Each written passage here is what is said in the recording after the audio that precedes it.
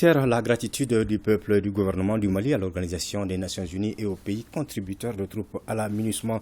Ces propos sont du ministre des Affaires étrangères et de la coopération internationale Abdoulaye Diop à l'occasion de la journée mondiale des casques bleus.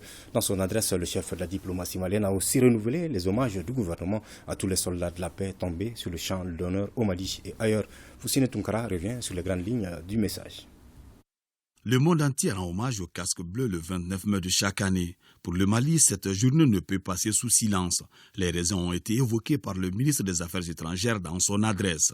La célébration de la journée internationale des casques bleus revêt une importance particulière pour la République du Mali, qui est à la fois un pays contributeur de troupes et abritant l'une des plus grandes missions des Nations Unies dans le monde, à savoir la mission multidimensionnelle intégrée des Nations Unies pour la stabilisation au Mali, MINUSMA.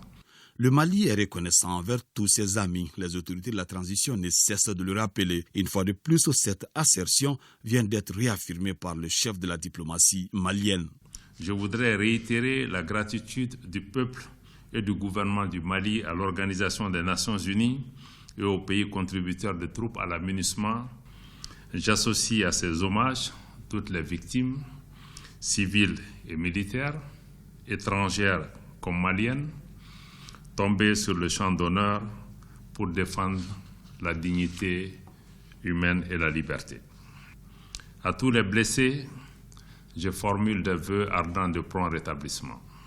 Au dire du ministre Diop, les opérations de maintien de paix des Nations Unies sont très souvent heurtées à plusieurs obstacles, comme c'est le cas au Mali. Pour faire face à d'éventuels cas, il juge opportun de prendre certaines précautions. Dans ce contexte, il est opportun, premièrement, de prendre en compte, lors de la formulation des mandats, le contexte et l'environnement de déploiement des missions de paix. Deuxièmement, de doter les contingents déployés d'équipements et de compétences appropriées relativement à la spécificité des théâtres d'opération, afin qu'ils puissent faire usage de tous les moyens mis à disposition pour prévenir et empêcher les menaces contre les populations civiles ainsi que les installations et le personnel des Nations Unies. Troisièmement, de renforcer la coopération entre l'Organisation des Nations Unies et les organisations régionales et sous-régionales qui ont une influence particulière et des capacités dans le règlement des crises dans leur espace géographique.